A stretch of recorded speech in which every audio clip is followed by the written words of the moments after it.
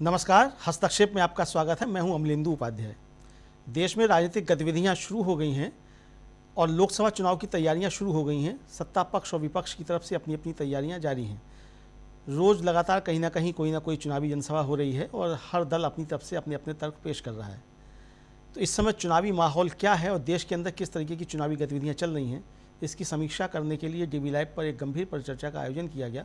उस परिचर्चा में मैंने भी हिस्सा लिया। परिचर्चा का संचालन किया DV लाइव के प्रधान संपादक राजीव रंजन श्रीवास्तव ने। तो आइए सुनते हैं उस परिचर्चा के कुछ प्रमुख अंश साभार। अगर आपने हमारा YouTube चैनल अभी तक सब्सक्राइब नहीं किया तो इसको सब्सक्राइब कर लीजिए, वीडियो को लाइक और शेयर कीजिएगा और कमेंट करके बताइएगा भी कि इस परिचर्चा पर आपकी क्या राय है। धन्यवाद। सुनते हैं इस परिचर्चा के कुछ प्रमुख अंश साभार। देखिए, जो होना था वो हो गया। 543 में से 3 सीटें, ठीक है, लेकिन अब इंडिया गठबंधन को, खासतौर से कांग्रेस को, यह समझना चाहिए कि क्या करना है। 2 चरणों के चुनाव का रुझान क्या है, उन्हें इसका बड़ी अच्छी तरह आकलन करना चाहिए और उससे जिनको आत्मविश्वास मिला है उसको और आगे बढ़ाना चाहिए। आज की तारीख में चाहे वो बीजेपी हो, चाहे बीजेपी समर्थित मीडिया हो, चाहे कोई निष्पक्ष ऑब्जर्वर हो, चाहे खुद कांग्रेस हो, सबको यह लग रहा है कि 2 चरणों के चुनाव में कांग्रेस को या इंडिया गठबंधन को फायदा हुआ है। केरल बहुत अच्छा गया, तमिलनाडु बहुत अच्छा गया, राजस्थान अच्छा गया, उत्तर प्रदेश में संभावनाएं बढ़ रही हैं। अलग अलग राज्यों का हम यहां नहीं करेंगे, लेकिन आप जहां भी देखेंगे वहां चीजें जो हैं वो बीजेपी के खिलाफ जाती हुई दिख रही हैं। क्यों? क्योंकि एक इशू, बेरोजगारी, वो सबसे बड़ा इशू बन गया है। महंगाई वो दूसरा बड़ा इशू बन गया है। अब जिसका आप जिक्र कर रहे हैं, हासन का, वो और भी बड़ा इशू है। सीधा सीधा महिलाओं की अस्मिता से जुड़ा हुआ सवाल है। जिस नारे पे मोदी जी 2014 में सरकार में आए थे, अब नहीं होगा नारी पर अत्याचार, क्या था वो है, अब की बार मोदी सरकार, तो उस नारे पर ही सीधा सीधा वार है ये कि आपका एक प्रत्याशी जिसके लिए आप कह रहे थे कि उसको दिया हुआ वोट सीधा मुझको मिलेगा। और ये बात नहीं है कि ये मालूम नहीं होगा, बीजेपी के ही लोगों ने केंद्रीय नेताओं को बताया था कि साहब अगर आप जेडीएस से समझौता कर रहे हैं तो ये मामला है, और अगर जेडीएस इस आदमी को टिकट देगी तो इसके ऊपर इतने बड़े बड़े आरोप हैं। तो बात कोई छुपी हुई नहीं थी। लेकिन बड़ा मामला तो तब बनेगा जब अब तक इसमें टीवी डिबेटें हो चुकी होती। आज कोई टीवी डिबेट की, किसी ने कोई टीवी देखा, कोई खबर है कि टीवी डिबेट हो रही है? इस पे कोई चैनल जो है अपने मुख्य कार्यक्रम बना रहे हैं, किसी चैनल ने अपने रिपोर्टर्स को हासन पहुंचाया है? यहां तो जर्मनी और यूएस और लंदन तक से अपने आदमी पहुंचाते थे, अपने रिपोर्टर पहुंचाते थे, खबरें लाते थे। जर्मन में इनके अपने कॉन्टेक्ट सबके होते हैं, एक समझौता होता है वहां के मीडिया के साथ में। तो कोई जर्मनी से खबर आई? कहीं नहीं है। इसको दबाने की, छुपाने की पूरी कोशिश की जाएगी, लेकिन ये मामला इतना बड़ा है कि दब छुप नहीं सकता।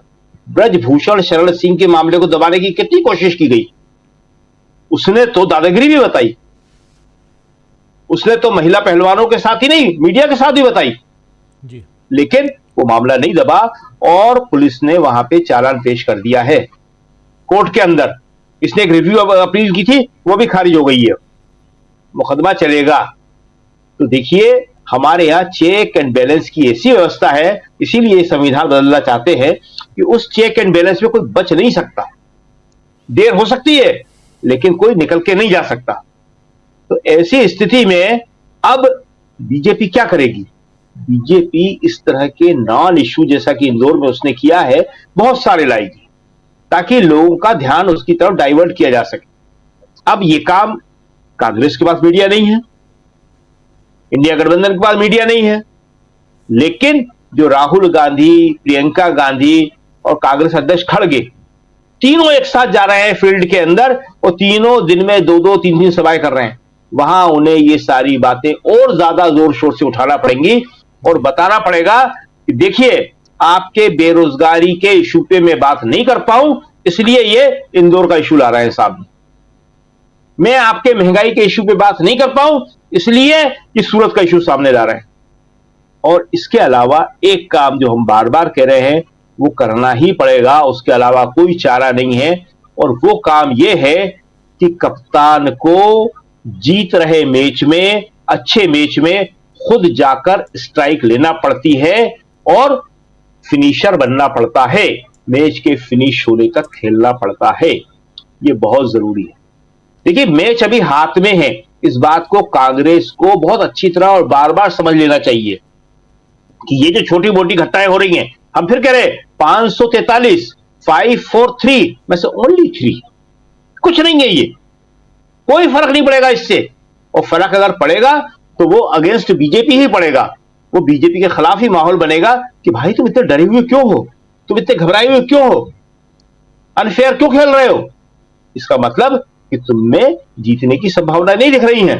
तो ऐसे में कांग्रेस को अब आगे आके फ्रंट फुट पे अमेठी और रायबरेली में बैटिंग करना पड़ेगी। और फिर एक बार दोहरा देते हैं उस बात को, क्योंकि थोड़ा अमेठी रायबरेली को हम जानते हैं, 40 साल से ज्यादा हो गए वहां जाते हुए। और शायद भारत में दिन दो कॉन्स्टिट्यूंसी ऐसी है कि जिनके ज्यादातर गांवों को हम जानते हैं और जहां के ज्यादातर लोग हमें भी जानते हैं, क्योंकि इतना ज्यादा वहां हम गए हैं, हफ्तों हफ्तों वहां लगातार रहे हैं, कि वहां पे कोई भी प्रयोग जो है कामयाब नहीं होगा।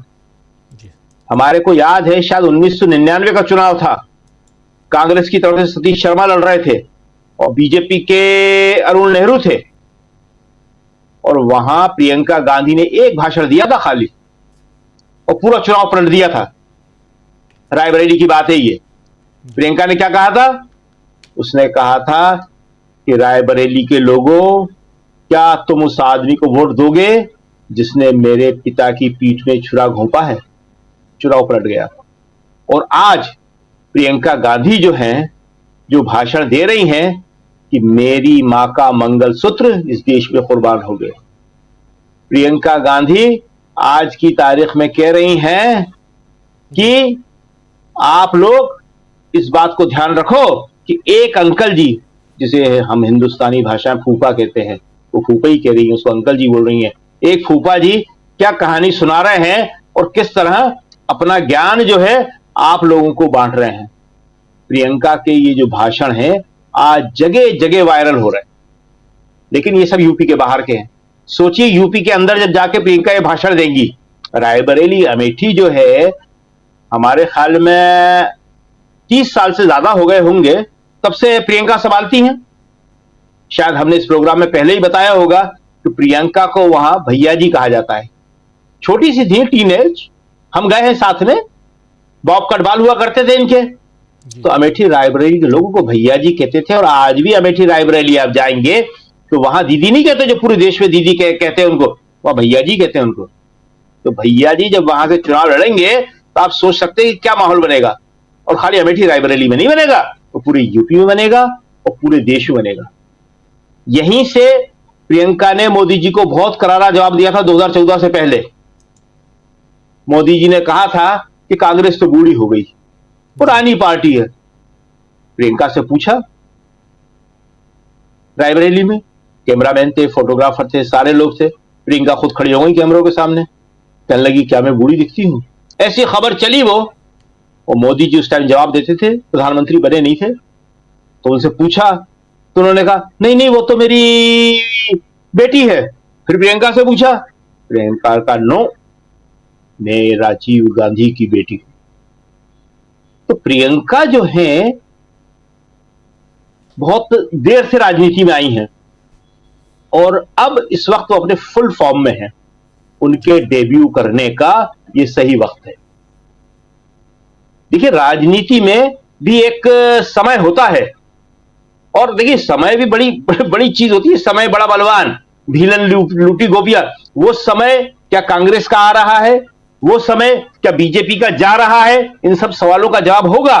लेकिन ये बिल्कुल देखने की बात है कि जिस तरह से मोदी जी घबराए हुए हैं, जिस तरह से मोदी जी जिन मुद्दों पे बात कर रहे हैं, जो आरोप लगा रहे हैं कि कांग्रेस ये कर देगी, कांग्रेस वो कर देगी, आप देखेंगे कि 2-3 दिन में तो पता नहीं क्या क्या कहने लगेंगे कि कांग्रेस क्या कर देगी। आज की तारीख में अगर कोई इनको बना के लिख दे कि कांग्रेस ये कर देगी, सारे के सारे प्रोटेक्शन, अनुमान, कांग्रेस कुछ भी कर देगी, तो भैया प्रधानमंत्री को कैसे कर देगी? पकड़ के पूरी कांग्रेस को ही बंद कर दो ना। एक धारा होती है आईपीसी में, जिसके अंतर्गत अगर हमें लगता है कि फलाने फलाने लोग ये कर देंगे तो हम 144 लगा देते हैं। जी बिल्कुल। क्या आप यहां नहीं जा सकते? तो कांग्रेस भी 144 लगा दो पूरी कांग्रेस के ऊपर। तो कांग्रेस इतना खतरनाक काम कर देगी, लोगों की धन संपत्ति लूट लेगी, लोगों के मंगलसूत्र लूट लेगी, लोगों के घर में घुस जाएगी, दंगे करवा देगी, तो पूरे कांग्रेस के चारों तरफ 144 ही लगाना पड़ेगी आपको। जी जी। तो आज की तारीख में चुनाव जो है एक बड़ा ही इंटरेस्टिंग मोड में है, और यहीं से देखना पड़ेगा कि कौन इसको अपनी तरफ खींच सकता है। आप देखते होंगे खासतौर से क्रिकेट में कि जो अच्छा कप्तान होता है, कोहली जैसा, कपिल देव जैसा, वो किसी भी स्थिति में मैच को मोड़ देता है। 83 का वर्ल्ड कप आज के लोगों को देखा होगा उन्होंने, वीडियो बाद में याद होगा, और फिल्म भी आ गई थी 1983 के वर्ल्ड कप के ऊपर, तो जो हमने पहला जीता था, कि किस तरह कपिल देव ने सिर्फ अपने आत्मबल से, अपने सेल्फ कॉन्फिडेंस से, हिम्मत से वो जीत के हिंदुस्तान लाए थे पहला विश्व कप भारत के सम्मान के लिए। 1983 इंदिरा गांधी प्रधानमंत्री हुआ करती थी। अब हम बात करेंगे तो लोग कहेंगे इसमें भी राजनीति आ रही है। 1983 इंदिरा गांधी प्रधानमंत्री थी जब पहला विश्व कप हम जीते थे। आज तो छोटी छोटी बातों में, ओलंपिक में हमारी यही लड़कियां, जो पहलवान लड़कियां हैं, मेडल लाती हैं, इसका भी श्रेय खुद ले लेते हैं। खैर, वो सारी बातें बहुत सारी हो जाएंगी। तो आज की तारीख में जो है, ये बिल्कुल सही बात है कि मैच जो है हाथ में है, और इस हाथ के मैच को अगर गंवा दिया तो जनता माफ नहीं करेगी। इसलिए इस हाथ के मैच को बड़ी ताकत के साथ, हिम्मत के साथ, अकल के साथ और समझदारी के साथ कांग्रेस और इंडिया गठबंधन को खेलना पड़ेगा। जी राजवी जी जी बिल्कुल। आशा है ये वीडियो आपको पसंद आया होगा। इसको ज़्यादा से ज़्यादा शेयर करें, लाइक करें, सब्सक्राइब करें चैनल को, फेसबुक पेज को फॉलो करें, और ज़्यादा से ज़्यादा इसको सब्सक्राइब करें।